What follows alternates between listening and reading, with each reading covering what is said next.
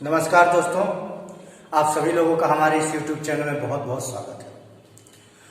आज हमारा जो टॉपिक है वो है विसर्ग संधि। आज हम विसर्ग संधि के बारे में जानेंगे और इसके नियमों के बारे में चर्चा करेंगे। सबसे पहले आइए जानते हैं कि विसर्ग संधि होता क्या है।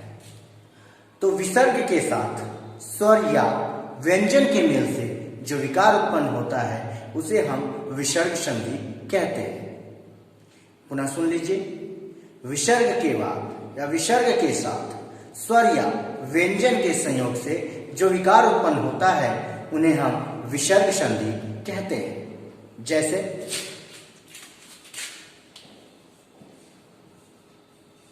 मन, धन, विकार। जैसे नि, धन, रोग। यानी मन धन विकार यानी मनोविकार,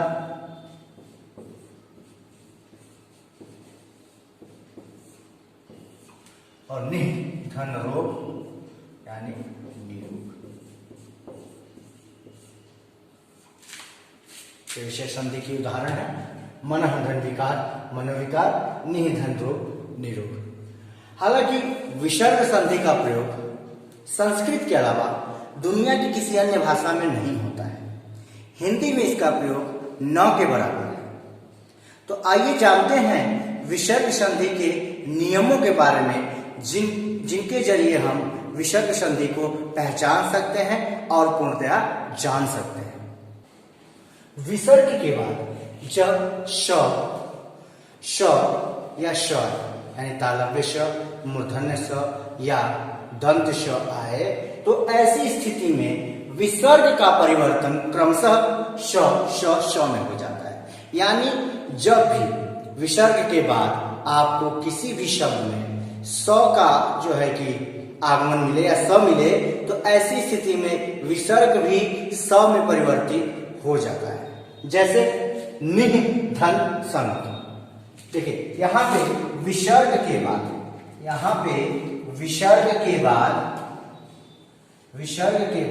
स का आगमन हुआ है तो ऐसी स्थिति में यह विसर्ग स में ही परिवर्तित हो जाएगा। हलंत का स यानी आधा स में परिवर्तित हो जाएगा। इसलिए इसका जो है कि मूल शब्द बना क्या, निशंक। दुह धन शासन यानी यहाँ पे विसर्ग और स का जो मेल हो रहा है उसमें विसर्ग एक और स का निर्माण कर रहा है। यानी देखिए यहाँ पे दुशासन, यानी ये जो स है ये विसर्ग के विकार के रूप में है। निह धन संदेह यानी निसंदेह का क्या होगा, निसंदेह। निह धन संदेह यानी निसंदेह। निह धन शब्द निशब्द, निह धन स्वर निस्वार्थ। तो आपको इतना याद रखना है मेरे दोस्तों कि जब भी विसर्ग के बाद श आए तो ऐसी स्थिति में विसर्ग भी श में परिवर्तित हो जाता है। यानी ऐसे जब शब्द बनते हैं तो उसमें एक और स जुड़ जाता है। ठीक है दोस्तों, आइए देखते हैं अब अगला नियम क्या कहता है। देखिए दोस्तों, दूसरा नियम क्या कहता है कि जब भी विसर्ग के पहले छोटी या छोटा उ है यानी हरस्व ई और हरस्व उ है, उसके बाद विसर्ग है और विसर्ग के बाद जब र आता है तो ऐसी स्थिति में विसर्ग का लोप हो जाता है और हरस्व का जो ई और उ है वह दीर्घ के ई और उ में परिवर्तित हो जाता है ना। जब भी कभी ई या उ के बाद विसर्ग आए तत्पश्चात र आए तो ऐसी स्थिति में विसर्ग का लोप हो जाता है। क्या हो जाता है दोस्तों, ऐसी स्थिति में विसर्ग का लोप हो जाता है। विसर्ग का लोप हो जाता है यानी विसर्ग खत्म हो जाता है और ये जो ई और उ है यानी हरस्व स्वर में जो ई और उ है यह जो है इसका परिवर्तन हो जाता है किसमें, दीर्घ स्वर। किसमें परिवर्तन हो जाता है, दीर्घ स्वर। ठीक है, तो ये नियम हमेशा याद रखिएगा, ये आपका नियम है।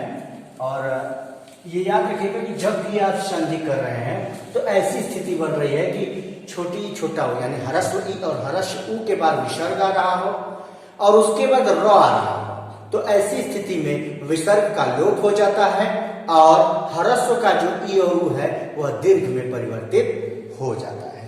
उदाहरण के तौर पे आप देख सकते हैं नि धन र, यहाँ पे देखिए ई, नि ई धन विसर्ग धन र विसर्ग और आपका ई, ई में ई आ रहा है, ई ध्वनि आ रही है ना, हाँ, तो ई धन विसर्ग धन र, जब ऐसी स्थिति बनेगी तो यहाँ पे विसर्ग का लोप हो जाएगा और ये जो ह्रस्व का ई है वो किससे परिवर्तित हो जाएगा मित्रों?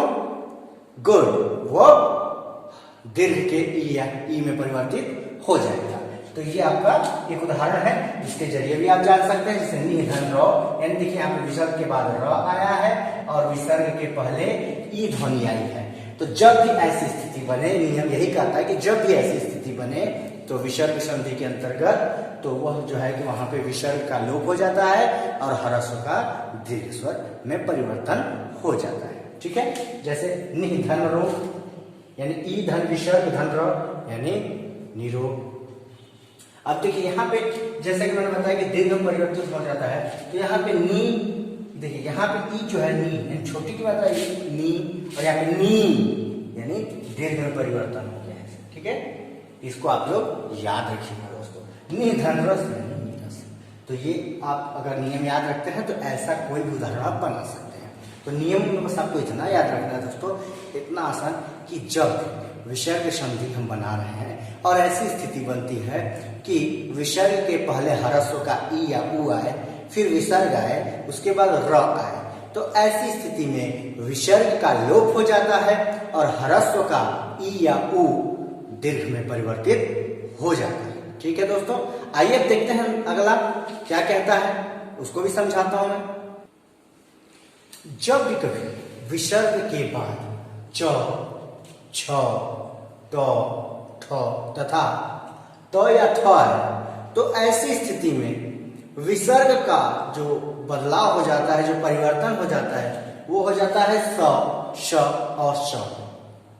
ध्यान दीजिएगा, जब कभी विसर्ग के बाद यानी जब भी विसर्ग के बाद किसी शब्द का खंड आप किए हो और विसर्ग के बाद इन वर्णों का जो है कि आगमन हो या ये वर्ण आए हुए हों च, छ, ट, ठ तथा त या थ, तो ऐसी स्थिति में विसर्ग जो है कि स में परिवर्तित हो जाता है। ये आपके नियम है, इसको ध्यान से एक बार देखिए। यानी विसर्ग के बाद जब च, छ, ट, ठ तथा त या थ है तो विसर्ग का परिवर्तन, देखिए यहाँ पे मैं आपके जो है कि जानकारी के लिए लिखूं कि विसर्ग का परिवर्तन, विसर्ग का परिवर्तन श और श में हो जाएगा।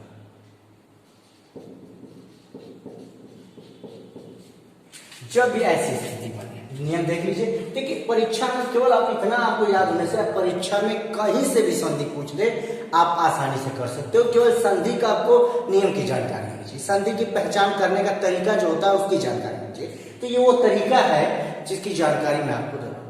ऐसे आप बहुत सारी किताबों से भी पढ़ सकते हैं, लेकिन किताबों में आपको विस्तृत जानकारी दी जाएगी ऐसे जो आपको समझने में शायद कहीं ना कहीं थोड़ा सा कठिनाई प्रकट करेगी। मैंने इन सभी चीजों को एक छोटे से जो है कि ट्रिक में जो है कि सजो दिया है, ताकि केवल आप देखते ही जान जाओगे कि यह संधि में क्या बदलाव करेगा और ये कौन सा संधि है। तो बस इतना आपको याद रखना, आपको पूरी किताब पढ़ने की जरूरत नहीं है। केवल ये जो नियम मैं आपको बताता हूँ, ये नियम अगर आपने देख लिया और आपके दिमाग में बैठ गया तो संधि से किसी भी परीक्षा में यानी किसी भी प्रतियोगी परीक्षा में मैं आपको गारंटी दे रहा हूं कि आप कोई भी प्रश्न आसानी से हल कर लोगे बिना हिचके।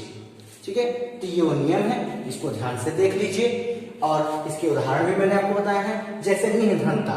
अब यहाँ पे ध्यान दीजिएगा दोस्तों कि देखिए विसर्ग के बाद, जैसा कि मैंने नियम में भी बताया हुआ कि विसर्ग के बाद त, थ, ट, ठ या च, छ कुछ भी है ऐसी स्थिति, तो विसर्ग के बाद देखिए यहाँ पे त आया हुआ है, विसर्ग के बाद क्या आया हुआ है दोस्तों? त आया हुआ है।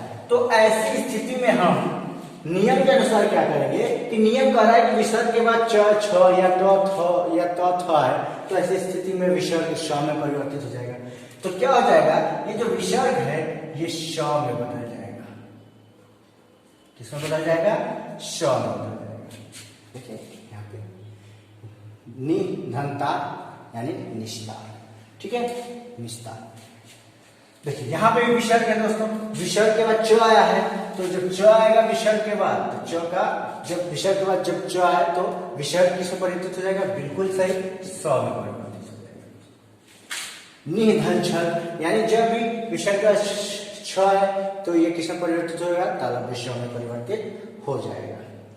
धनो धन टंकार यानी विसर्ग के बाद ट का जब निर्माण होता है तो ऐसी स्थिति में विसर्ग मूर्धन्य श में परिवर्तित हो जाता है, ठीक है। निधन टूर, निधन ठुर यानी निष्ठुर। जब भी विसर्ग के बाद ठ आए तो ऐसी स्थिति में विसर्ग जो है कि मूर्धन्य श में परिवर्तित हो जाता है। आपको दोस्तों इस नियम को केवल ध्यान से देख लेना है। अगर ये नियम आप ध्यान से देख लेते हो तो विसर्ग संधि का ऐसा कोई भी उदाहरण नहीं है जिसको आप आसानी से सॉल्व न कर पाओ। केवल एक नजर देख लो, आपका विसर्ग संधि का सारा प्रॉब्लम आसानी से सॉल्व हो जाएगा। आइए देखते हैं अब अगला नियम कि अगला नियम कैसे जानेंगे। अगला नियम, ये नियम क्या कहता है कि जब भी विसर्ग के बाद क आए या ख आए या प आए या फ यानी ये वर्ण है क ख प फ, तो ऐसी स्थिति में विसर्ग का कोई विकार नहीं होता, कोई परिवर्तन नहीं होता, वह अपने उसी मूल रूप में लिखे जाते हैं जिसमें वे होते हैं। जैसे प्रातः धन काल, यहाँ पे देखिए विसर्ग के बाद क का आगमन हुआ है तो ऐसी स्थिति में विसर्ग में कोई परिवर्तन नहीं होगा, यानी ये हूबहू उसी तरीके से लिखा जाएगा जैसे कि है, यानी प्रातः काल।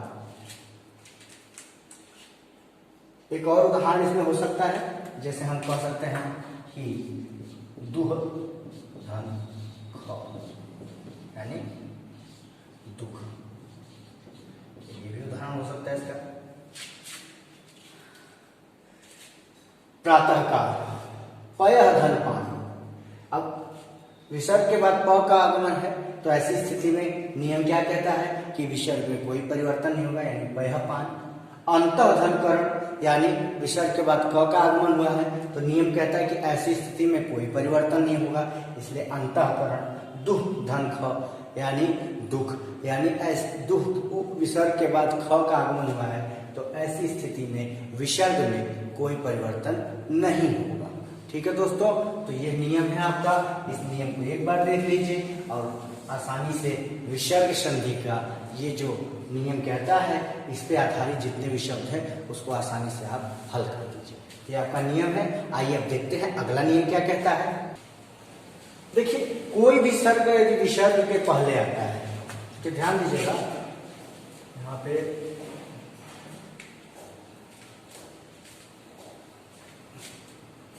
कोई स्वर प्लस विसर्ग, उसके बाद कोई भी स्वर,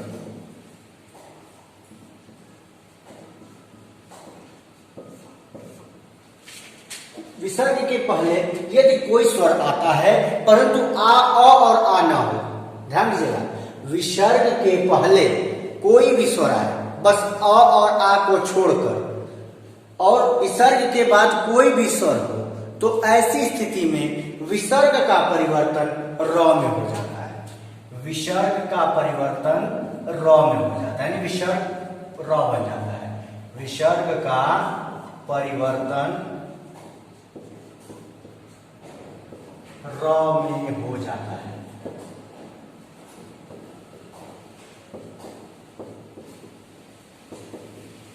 ठीक है दोस्तों, यानी जब ऐसी स्थिति बने कि विसर्ग के पहले कोई स्वर आए अ आ को छोड़कर, अ और आ को छोड़कर विसर्ग के पहले कोई स्वर आए और विसर्ग आए, फिर उसके बाद कोई भी स्वर आए, चाहे अ आए चाहे कोई भी स्वर आए, ऐसी स्थिति में विसर्ग जो है उसका परिवर्तन र में हो जाता है। यानी विसर्ग जब परिवर्तित करता है तो वह र में हो जाता है। ठीक है, उदाहरण के तौर पे देखिए दोस्तों कि निधन आशा, यहाँ पे क्या आपने देखा कि यहाँ पे ई स्वर आया हुआ है, उसके बाद विसर्ग आया हुआ है और उसके बाद फिर देखिए यहाँ पे आ यानी कोई भी स्वर कहा है तो आ आया हुआ है।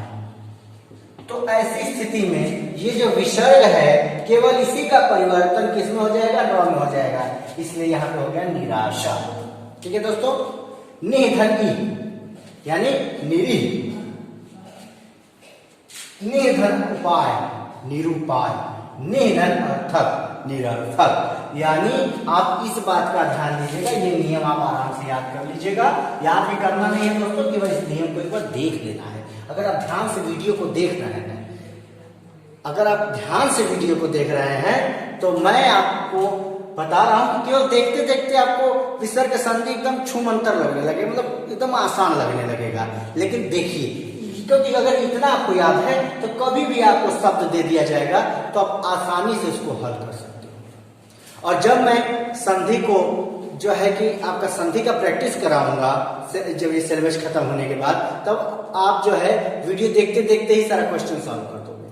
तो केवल इस नियम को याद रखना है, याद बस इतना रखना है कि जब भी विसर्ग के पहले कोई भी स्वर आए परंतु अ और आ न हो, और विसर्ग के बाद कोई भी स्वर हो, चाहे वो अ हो, आ हो, ई हो, ऊ हो, ए हो, कोई भी स्वर हो, तो ऐसी स्थिति में विसर्ग सदैव र में परिवर्तित हो जाएगा।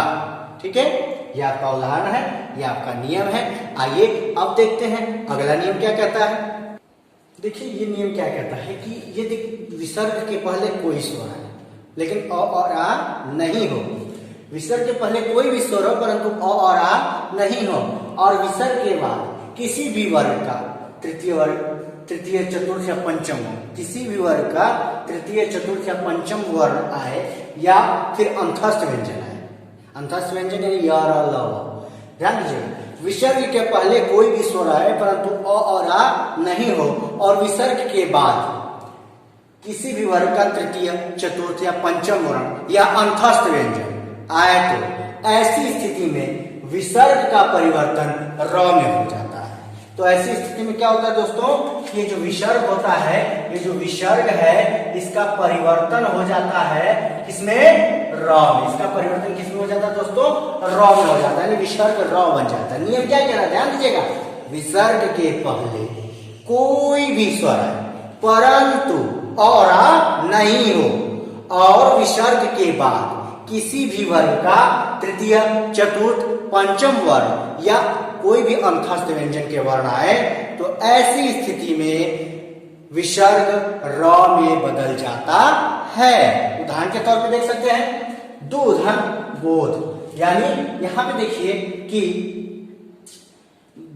विसर्ग के बाद किसी भी वर्ग का तीसरा वर्ण है ना, प फ ब, यानी तीसरा वर्ण है, तो विसर्ग के बाद जब ऐसी स्थिति बनती है तो यह विसर्ग किसमें परिवर्तित हो जाता है, जब विसर्ग र में परिवर्तित हो जाता है। क्या हो गया, दुर्बोध।